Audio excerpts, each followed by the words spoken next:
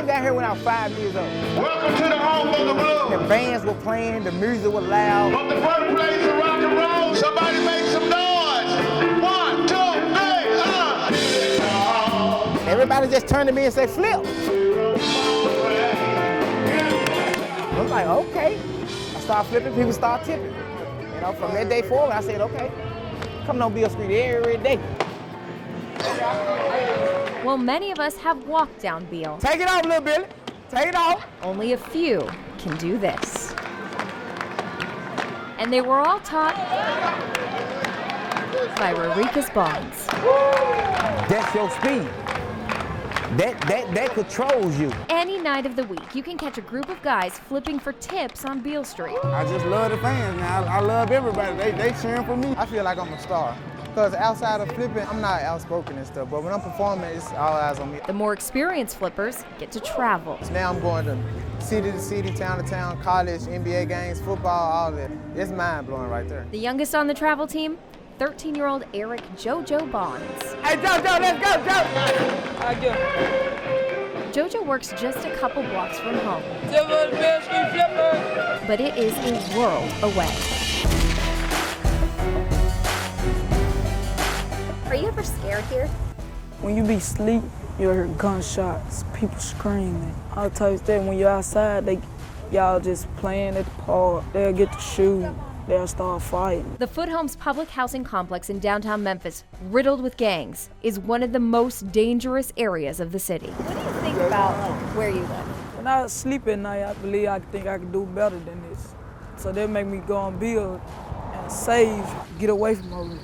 The people that doing drugs and Doing bad things. yeah, we don't want to do that. And you think that flipping is a way out for you? That's the way out to get up. Keep you out of trouble. In a culture where joining a gang is almost expected, Cut up.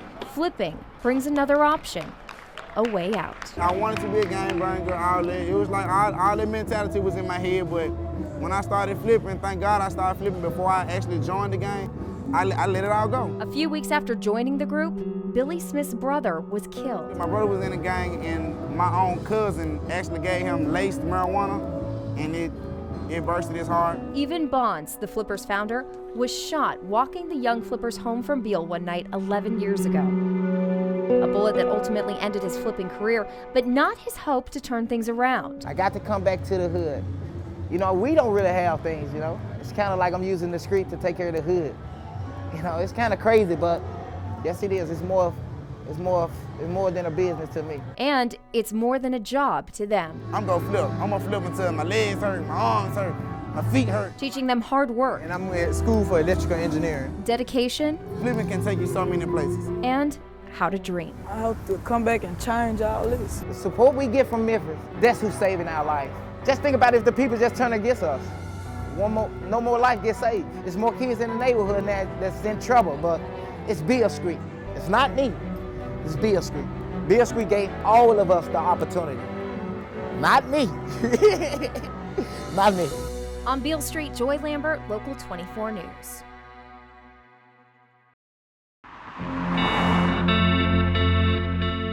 I had an abortion and started doing pain pills. I was 19 years old. I was young. I wasn't thinking I was hurting anyone.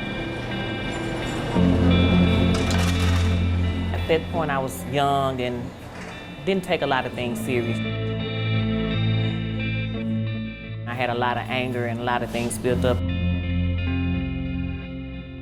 I couldn't keep a job, and I knew that that was a quick way to get money. Christmas Eve, one night, I had robbed this lady and took their Christmas toys. That night, 18 years ago, plays over and over in Tangela Wooder's head. When you're doing a crime, you don't think about stuff like that. You just don't. All you think about is getting money, and by whatever means necessary. You don't think about what you're doing to get that money, and you don't care. Wooders was sentenced to nearly 4 decades behind bars. Her rap sheet included more than a dozen aggravated robberies and burglaries. you think about that woman on Christmas Eve? Yes. I put myself in her shoes, and I was like, what if that was me being robbed? I'd probably live the rest of my life in fear. Could never get out of my car again at night, wondering, is someone gonna jump out and put a gun to my head, take me in my house and rob me? That is something she may have to live with for the rest of her life. That fear that I put in her heart. I wouldn't wish that on anyone. Lessons that only came to these women Forgery. I took 2 bank deposits from work. after months, even years, walking these halls. I've been a lot of places and I've come a long way, and I'm a totally different person now than I was then. Then, they were young, making bad decisions with seemingly no way out. Now, locked behind these walls with really no way out. Even moments of mental escapes Trust and believe in God, are no escape at all. and He'll protect you from people who commit crimes like that and that have no thinking or, concern for life.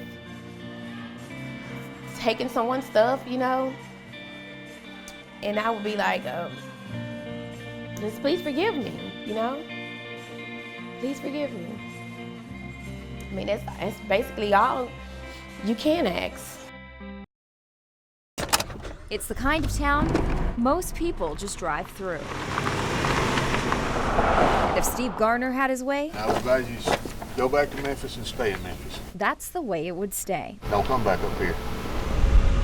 But in a quiet town of 2,000, Springville, Tennessee's newest resident is one familiar with our cameras. Clifton, do you have any comment?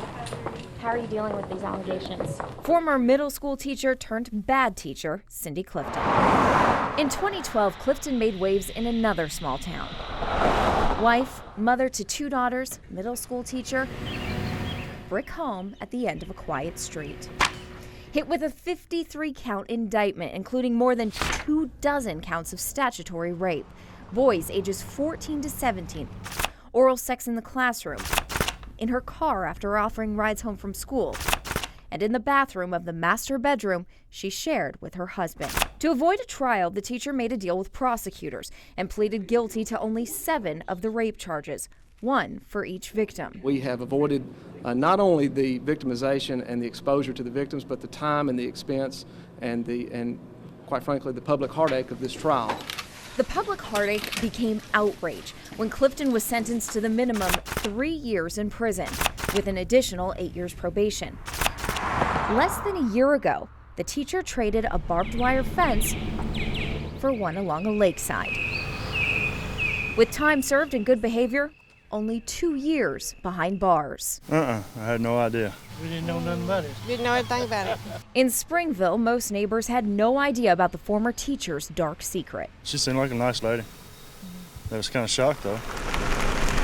120 miles away, where many of her victims still live, Well, somebody got it wrong. the feelings are even stronger. She didn't pay for a crime. She should have paid for a crime.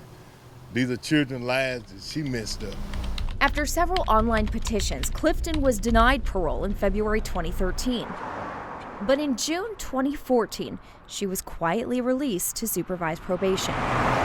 Even parents of students who followed the case closely had no idea. She got out a couple months ago. She around here? Terry McGregor's 2 older children went to Crestview Middle while Clifton taught there. Had it been a man, they probably would have hung him. He probably would have been in there for 15 years, 20 years. Recently, male teachers in Michigan, Pennsylvania, and Utah have been sentenced 20 to 30 years in prison. Unlike Clifton, each of them had a relationship with 1 female student. And I think it's got a lot to do with our societal perception, which is shared by sentencing judges, that teenage girls are more vulnerable and more in need of protection and more likely to be emotionally traumatized by this kind of sexual victimization. University of Memphis criminal law professor Steve Mulroy says Clifton's parole isn't surprising. So she served a good chunk of the sentence that she got. That's less surprising. But the 3 years is a little surprising given the number of victims and the low age of some of those victims. It don't matter what she got to lose. Them kids, they'll never be the same. Clifton's home in Covington finally sold. Her husband and daughters moved to Atoka. They visit her on the weekends. She now works at Prater's Taters, a restaurant advertised as a family-oriented atmosphere. She refused to talk to us. Do you have anything that you would like to say at all about the victims? No, ma'am. No, ma'am. Nothing at all? Nothing at all. Do not call me at work again. That is considered harassment. But her brother sought us out with a message for those upset families in Covington. They can keep their asses down there. If they want to come up here, they're going to deal with me, and I'm not one to be with.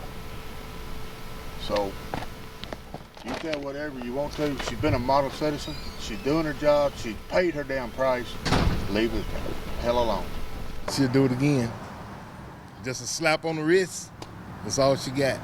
But I think she should pay for her crime. We all mess up, we all make mistakes, we all have to pay for our mistakes.